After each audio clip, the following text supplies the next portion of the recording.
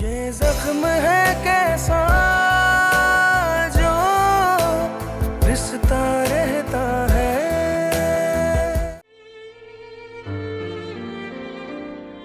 ठीक है, फिर कल इकट्ठे चलते हैं, सेलेक्ट भी कर लेंगे। मैं तुमसे बाद में बात करती। सायरा, तुम यूं अचानक? बता दिया होता मुझे, मैं एयरपोर्ट आ जाती तुम्हें लेने के लिए। क्या बात है? सब खैरियत तो है? हुआ क्या है? सायरा, इधर आओ, बैठो। इधर आओ, बैठो बैठो मेरे पास। अब बताओ, बात क्या है? वही जिसका पहले से मुझे अंदाजा था। सायरा, तुम क्या कह रही हो? मुझे कुछ समझ में नहीं आ रहा है। आपकी और डैड की जिद पूरी हो गई ना? मुझे खुल के बताओ ना सायरा, आखिर हुआ क्या है? डैड कहाँ हैं? अपने ऑफिस में है। आप उन्हें फोन करके बुलवा लें। मुझे बताओ, बात क्या है? आप डैड को फोन करें और कहें कि सायरा की कोई इमरजेंसी है, उनसे कहें फौरन घर आए। सायरा, मेरा दिल घबरा रहा है, प्लीज मुझे बता दो। आप डैड को फोन करके बुलाएं।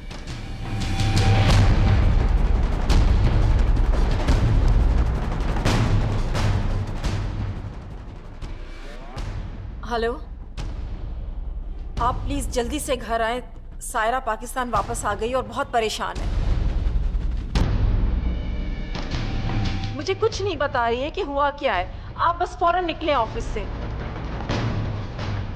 मैं कह रही हूं ना आपसे, मुझे नहीं बता रही है।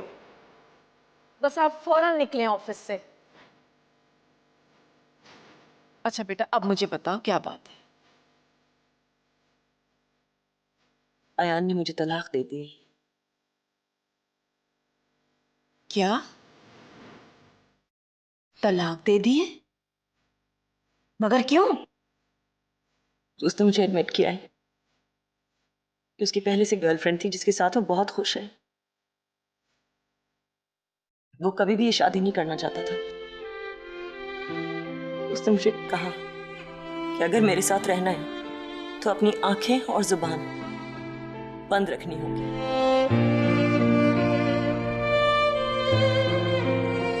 शादी की रात ही वो घर छोड़ के चला गया था और ये रोज का मामूल बन गया। मैंने उसे पूछा, इसमें मेरा क्या कसूर है? मुझे किस बात की सजा दी जा रही है?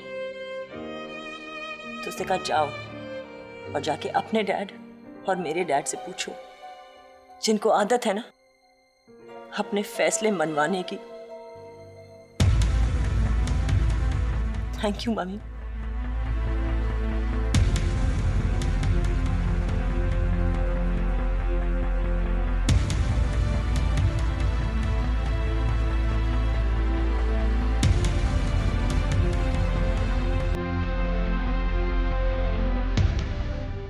अम्मी, आप समझ क्यों नहीं रही हैं?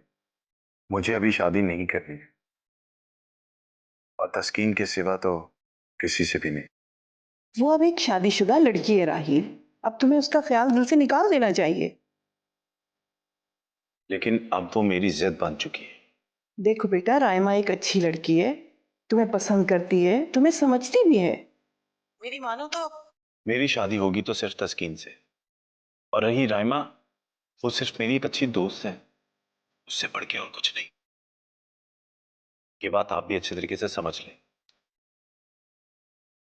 हेलो राहील। उफ, इसको भी अल्लाह ही समझे, सिर पेट का हुआ है बस।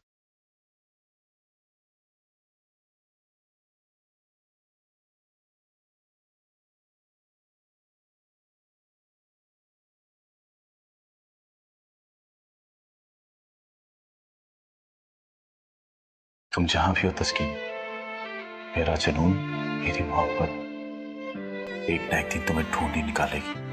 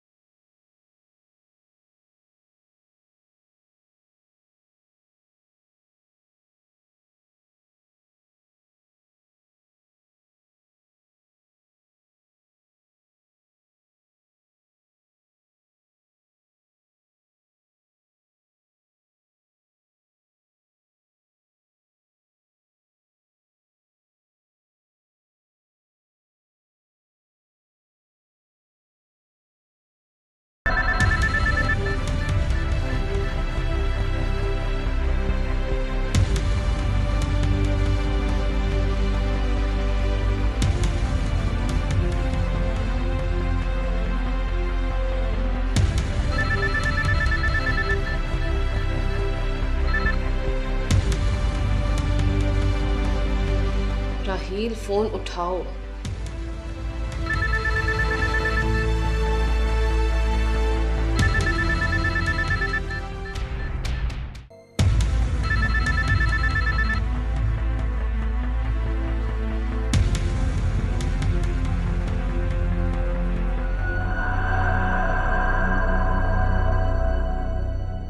तुम यहाँ? तुम्हारी जरूरत भी कैसे हुई यहाँ आने की? दफा हो जाओ यहाँ से। मैं तुम्हें यहाँ से ले जाने के लिए आया।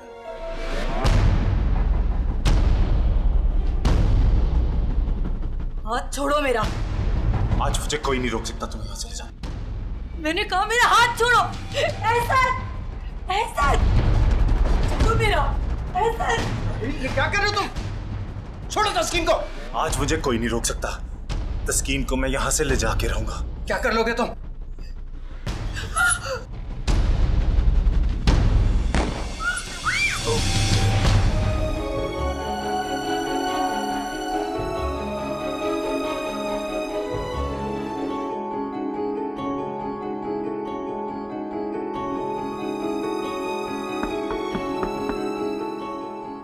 कौन? मैं। अंदर आ जाओ।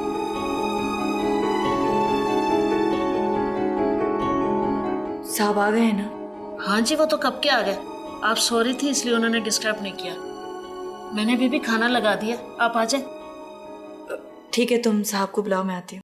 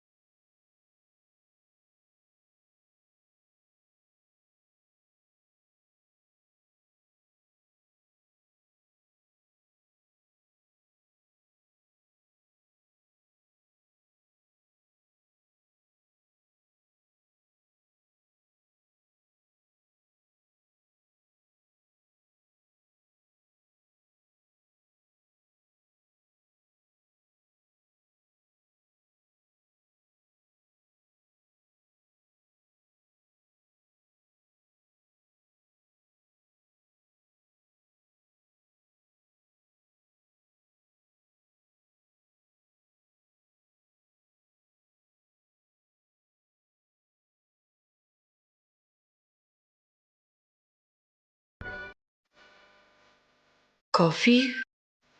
हाँ, मौसम भी ठंडा है, कॉफी ठीक रहेगी, ले आए? नहीं नहीं, मुझे नहीं पीनी कॉफी। मुझे नहीं पीनी। मुझे नफरत है कॉफी से। तो ऐसे कह रही हो जैसे मैं जहर पीने को कह रहा हूँ? हाँ, जहर है, बल्कि जहर से भी बदतर है। मुझे नहीं।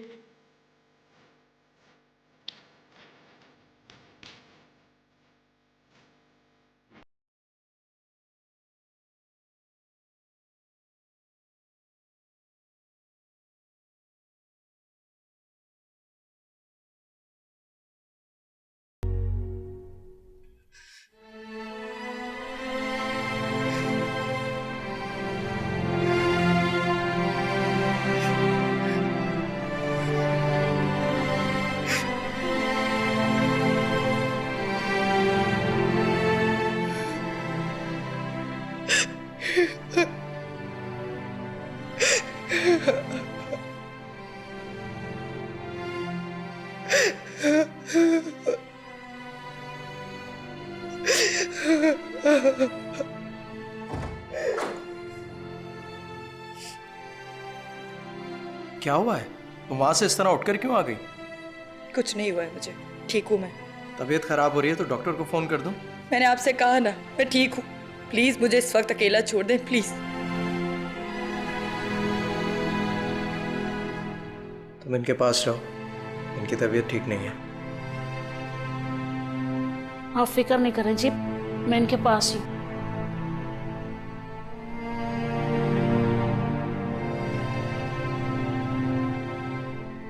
पीपी, मुझसे कोई गलती हुई है?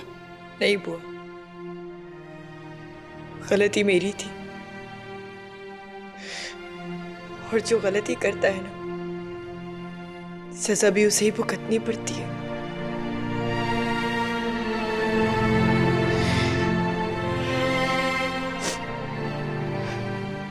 प्लीज मुझे अकेला छोड़ दे, प्लीज पर बीबी मुझे साहब ने प्लीज।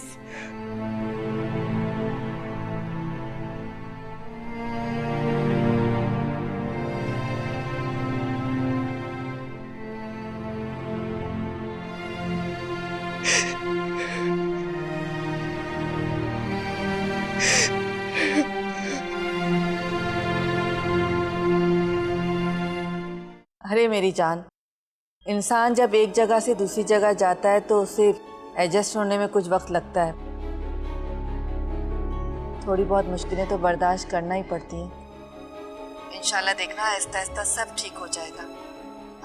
अच्छा ये बताओ कि तुम लोग हमारे घर कब आ रहे हो? क्यों?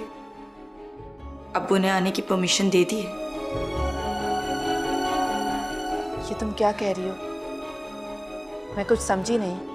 अच्छी तरह से जानती हूँ मैं अम्मी। आज जो मैं यहाँ मौजूद हूँ ना, इसके जिम्मेदार अब्बू हैं और मेरे लिए उन्होंने ही ये सजा तजवीज़ की है। तस्कीन मुझे सच सच बताओ, कोई कमी है तुम्हारी जिंदगी में? बेटियां घर की छांव होती हैं, लेकिन आप दोनों ने अपनी बेटी को जमाने की धूप के हवाले कर दिया। क्यों मेरी जान, तुम ऐसी बातें क्यों कर रही हो?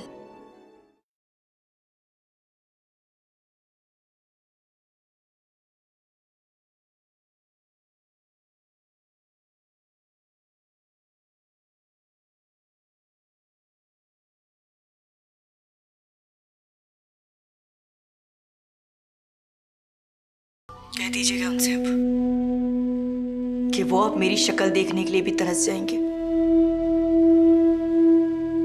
और अब मैं भी कोशिश करूंगी कि मैं आप दोनों को भूल जाऊं। खुदा हाफिज।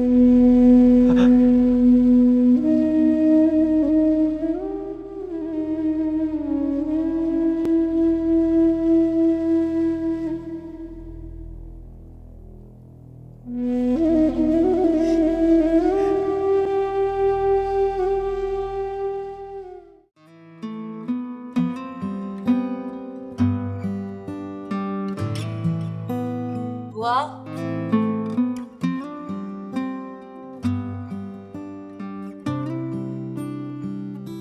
बुआ,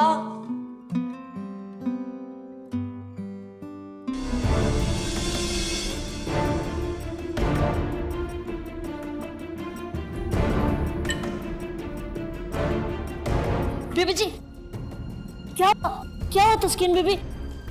तस्कीन बीबी, बीबी जी, अरे कोई है, कोई है? बीबी उठे।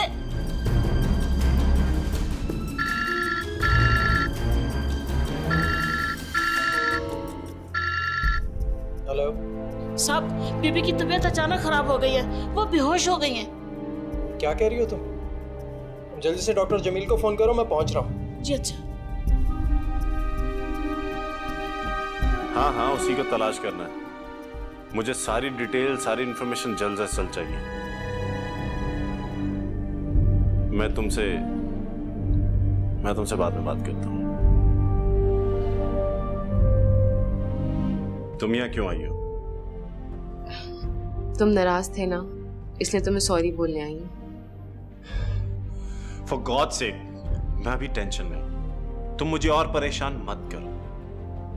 तुम प्लीज प्लीज यहां से चली जाओ, प्लीज। ठीक है, मगर एक बात तुम अच्छी तरह याद रखना। तुम जानते हो कि मैं तुमसे कितना प्यार करती हूँ, और मैं भी ये बात जानती हूँ कि तुम्हारे दिल में भी मेरे लिए प्यार और हमदर्दी है, और इसीलिए माफ भी तो अपनों को ही किया जाता है ना।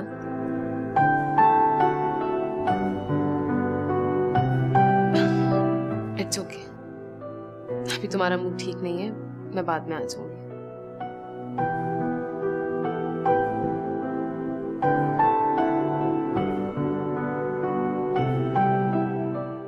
कैसी तबीयत है? डॉक्टर ने क्या कहा? पता नहीं जी, डॉक्टर ने एक इंजेक्शन दिया और कुछ दवाइयाँ लिख के दी हैं। कह रहे थे कि आप आए तो आप उनसे बात कर लें। दवाएं ये सब मंगा ली? हाँ जी, कुछ तो आ गई हैं, कुछ मैंने गफूर को भेजा लेने के लिए। मैं डॉक्टर से बात करता हूँ।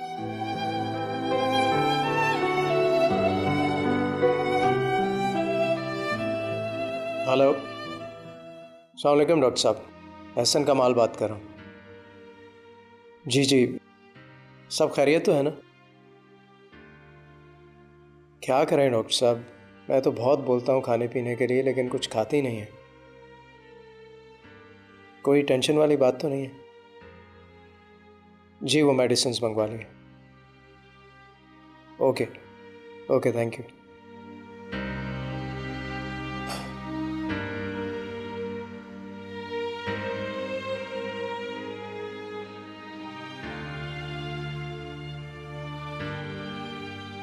तुम ख्याल रखना, मैं भी आता हूँ।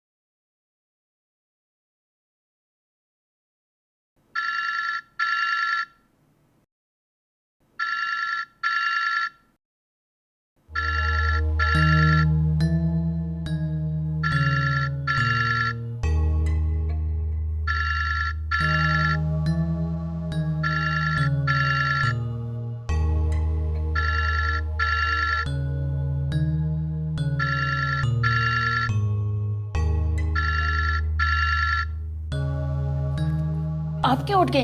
आप आराम करें ना, आपकी तबीयत ठीक नहीं है। नहीं नहीं, मैं ठीक हूँ। अरे तो फिर भी आप आराम करें, मैं ये मोबाइल साहब को देख के आती हूँ।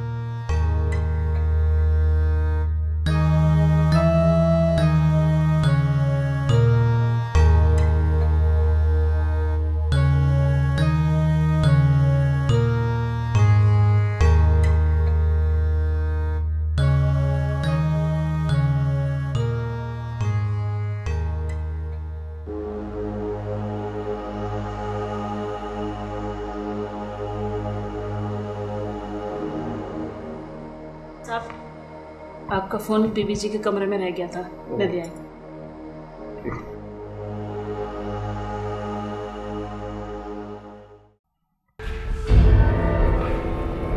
साहिरा,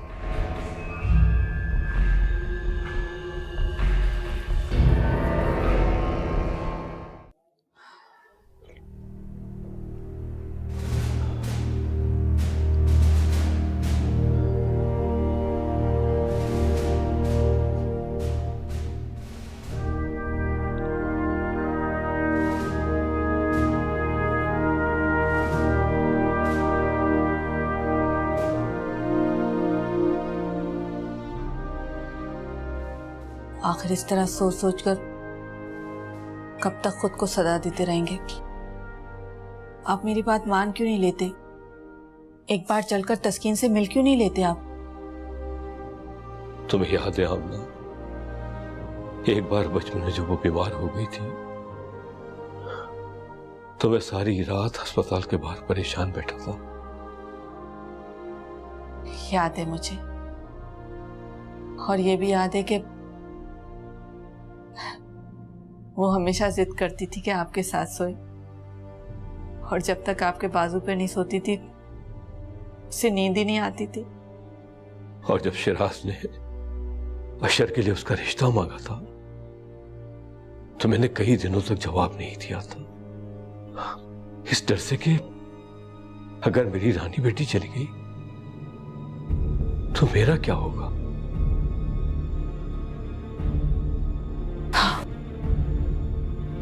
सब याद है मुझे। तो फिर तुमने ही कैसे सोच लिया कि मैं उसके बगैर खुश हूं और उससे मिलना नहीं चाहता? तो आप एक बार चले क्यों नहीं चलते तस्कीन से मिलने के लिए? अगर एहसन के पास वक्त नहीं है तो हम चलते हैं तस्कीन से मिलने। नहीं हाँ, मैंने जो दुख उसकी झोली में डाले हैं उनकी परछाइयां उसके चेहरे पे नहीं देख सकता। नहीं देख सकता।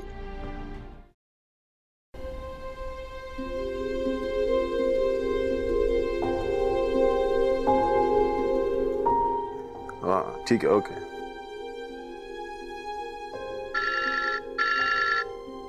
मैंने तुमसे कहा ना, मुझे सारी डिटेल्स एसएमएस कर दो। ये तो सरासर चीटिंग है। मुझे लगा था कि सबसे पहले आपको मैं उठा के सुबह सुबह सरप्राइज दूंगी, और आप तो पहले से ही जाग रहे हैं। राइमा, मैं इस वक्त आराम कर रहा हूँ। आराम कर रहे थे या किसी और से बात कर रहे थे? और वैसे बाय द वे, सुबह सुबह किसके मैसेज का वेट हो रहा है? तुम्हें बताऊं, ताकि तुम मेरी बातें अम्मी को बताकर अपने नंबर बना सको। ओह, तो अब समझी। इस बात का गुस्सा है जनाब को? मैं जरा फ्रेश हो जाऊं, फिर तुमसे बात करता हूं।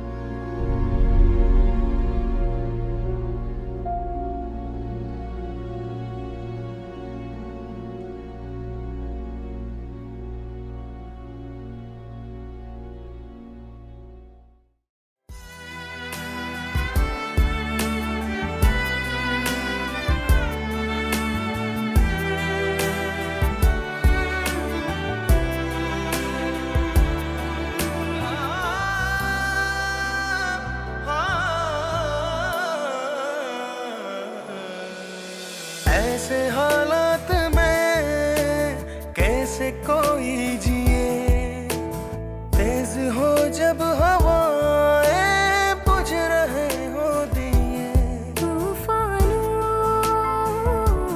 की तरह सहराओं में उड़ता है। ये जख्म है कैसा रिश्ता रहता है, ये जख्म है कैसा जो रिश्ता रहता है।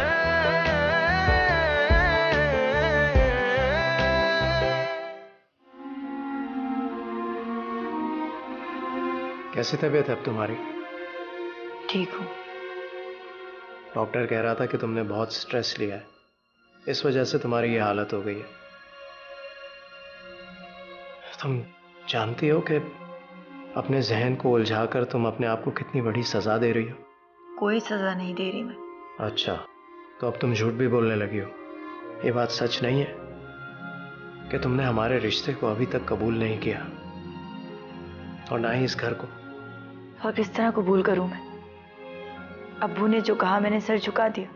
अगर ताबेदारी में तुमने सर झुका ही दिया है तो फिर अपने दिल और दिमाग को यह भी समझा दो कि यही तुम्हारा मुकद्दर था। क्यों? मैंने अपना मुकद्दर खुद नहीं बनाया। खैर छोड़ो, ये बताओ अम्मी की तरफ कब जाना है? मुझे कहीं नहीं जाना। क्यों? कोई नाराजगी है उनसे? तुम जानती हो तुम्हारे माँ बाप तुम्हारी वजह से कितनी टेंशन में थे। हाँ, और इसीलिए आपने उन पर तर्स खाकर मुझसे शादी कर ली, यही बताना चाहते हैं ना आप? ऐसा बिल्कुल नहीं है, तुम गलत समझ रही। ऐसा ही है, आप मुझसे झूठ नहीं बोल सकते। फराज साहब और मेरे वालिद बहुत गहरे दोस्त थे, और दोस्ती के कुछ तकाजे होते हैं जिन्हें निभाना पड़ता है।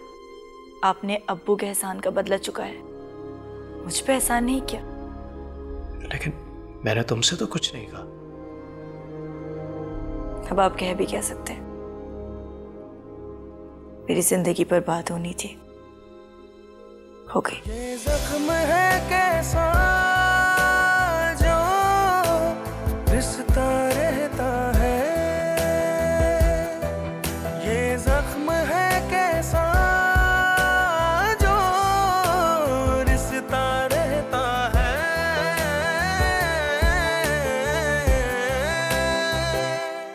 जिंदगी का सफर ये कैसा है, दर्द ही दर्द बस ये देता है। तृष्णगी बन के क्यों ये रहता है, आंसू की तरह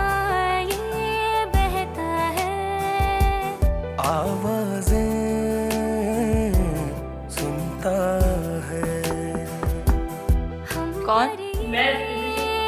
भी हंसता है। बीबी आपकी चाय। ये जख्म है कैसा जो रिश्ता बीबी एक बात बोलूं, आप नाराज तो नहीं होंगी? आप खामोश नहीं रह सकती। अच्छा सुने, एक बात पूछूं? जी पूछें। आपके साहब ने इतनी उम्र गुजार दी, शादी क्यों नहीं की थी? मुझे क्या पता, मैं क्या कह सकती हूँ। क्या किसी के इंतजार में थे? मैं भी उनको 7 साल से ऐसे देख रही हूँ, पर अब तो आपसे शादी कर ली है ना उन्होंने, अब तो घर में रौनक हो गई है। बहुत गहरे हैं आपके साहब, समंदर की तरह। उन्हें समझना बहुत मुश्किल है। हाँ जी, पर दिल के बहुत अच्छे हैं, वो किसी को तकलीफ में नहीं देख सकते। वो तो अंदाजा है मुझे। पता है, जब आपकी तबीयत खराब हुई थी तो पूरी रात वो आपके सराहने खड़े रहे।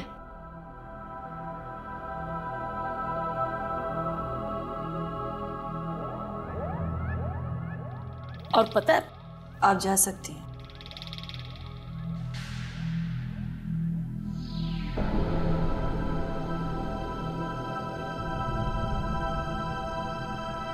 हैरत है, सारी रात जाग कर गुजारी उन्होंने मेरे लिए।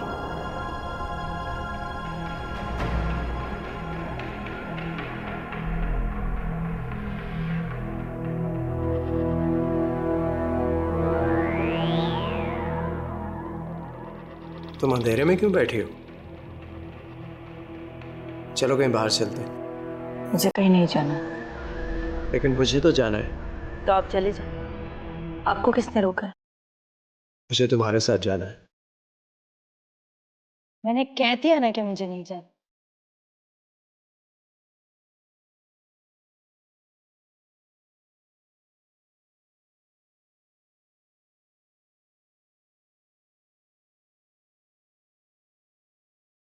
ऐसा कब तक करोगी?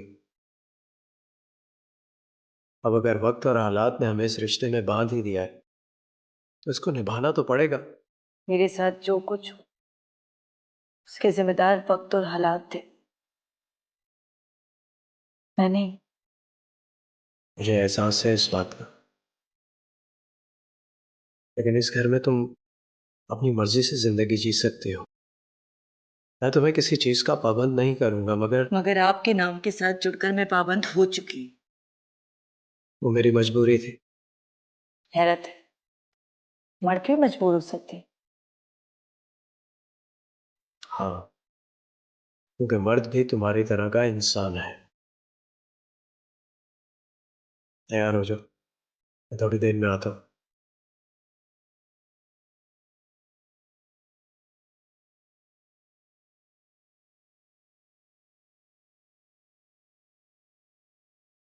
सामने जो मम्मी। वालेकुम अस्सलाम। कैसे हो बेटा? सब ठीक है ना? जी अम्मी, मैं बिल्कुल ठीक हूँ। बेटा, अब तो तुम्हारे एग्जाम्स खत्म हो गए हैं, अब वहाँ क्या कर रहे हो?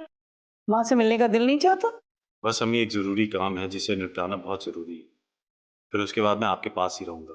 लेकिन मेरे लिए सबसे ज्यादा जरूरी है तुम्हारे सर पर सेहरा सजाना। अब मैं तुम्हारी एक नहीं सुनूंगी, बाकी काम बाद में होते रहेंगे। सुन रहे हो ना? सेहरा तो मैं सजाऊंगा अम्मी, लेकिन किसी और के लिए नहीं, तस्कीन के लिए। भूल जाओ बेटा, छोड़ दो उसका पीछा। ऐसी लड़की के पीछे क्यों भाग रहे हो जो तुम्हारे काबिल ही नहीं है? अम्मी, ये आपके बेटे के दिल की जिद का मामला बन चुका है। आप तो जानती हैं कि मैं अपनी जिद पूरी करने के लिए किसी भी हद तक जा सकता हूँ। अच्छा बेटा, छोड़ो इन बातों को, तुम घर आओ, फिर बैठकर बातें करते हैं।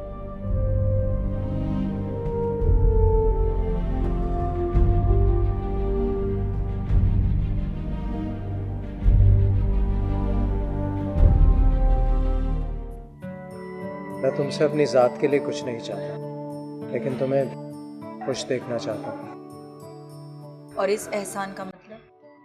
मैं तुम पर कोई एहसान नहीं कर रहा, तुम्हारा ख्याल रखना मेरा फर्ज है। आपको मुझ पर तरस खाने की जरूरत नहीं है। ना ही मैं माजूर हूँ, ना ही ज़हनी तौर पर मफलूज। क्या आप मुझसे हमदर्दी का इजहार करें? तुम्हारे अंदर जितनी तलखी है उसे एक ही दफ़ा निकाल दो। यकीन करो, अपने आप को बहुत हल्का फुल्का महसूस करोगे। ऐसा नहीं है, मेरे अंदर तो फिर इतनी गुमसुम क्यों हो? खुद को मसरूफ रखो ताकि अंदर के खालीपन में नफरतों को जगह मिल सके। मैं खुद भी कोई मसरूफियत ढूंढना चाहती। अच्छा है, खुद को अपने आप से दूर रखोगी तो अंदर की तलखी भी कम हो जाएगी। क्या मुझे कोई जॉब मिल सकती है? क्यों नहीं? जॉब तो तुम मेरे ऑफिस में भी कर सकती हो। नहीं, मुझे आपके ऑफिस में जॉब नहीं करनी।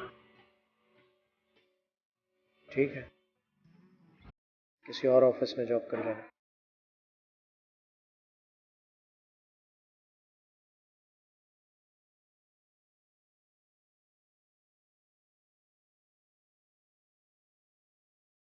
हेलो, खैरियत तो है? आज इतनी सुबह सुबह कैसे फोन कर लिया?